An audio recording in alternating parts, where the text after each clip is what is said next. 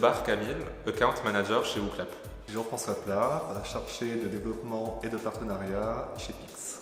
Frédéric Hensman, fondateur de My Serious Game. Hubert Gervais, fondateur de Tiny Coaching. Frédéric Aeuve, je suis consultant indépendant, spécialiste sur les questions du numérique.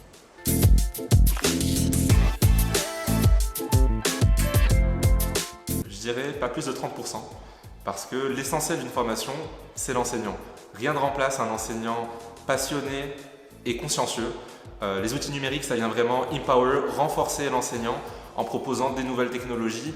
Pour nous, il n'y a pas de règle sur le pourcentage de digitalisation dans la formation. On a des groupes qui ont vraiment pour objectif de digitaliser 80% de leur formation, d'autres qui veulent rester autour de 20%.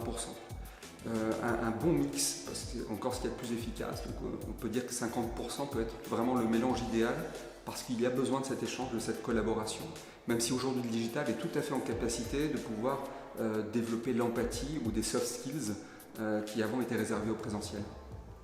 Pour nous, il n'y a pas exactement de pourcentage d'utilisation d'outils digitaux dans la formation par rapport à pas en utiliser. Je pense que le digital est complètement complémentaire à la formation en salle, en présentiel ou même au e-learning habituel qu'on a de 30-40 minutes. En fait, c'est difficile de répondre à la question, ça dépend vraiment du modèle pédagogique que le formateur va choisir. Si on est dans du présentiel enrichi, on va par exemple utiliser 5 minutes de technologie avec une technologie comme Wooklap. Si on est dans du présentiel en partie distant, comme les classes virtuelles, on va être à 30% de technologie. Si on est dans la formation tout à distance, on va être à 100% technologie. Voilà, l'important c'est qu'est-ce qu'on en fait pour améliorer la qualité de la formation, bien évidemment en fonction des contenus, en fonction des publics aussi. Et voilà, par exemple pour travailler sur la complémentarité entre ce qui se fait en présentiel, en distanciel, en individuel, en collectif, etc.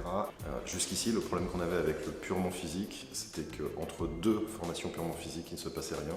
Le digital va permettre de projeter chaque apprenant au quotidien vers de l'apprentissage réellement continu.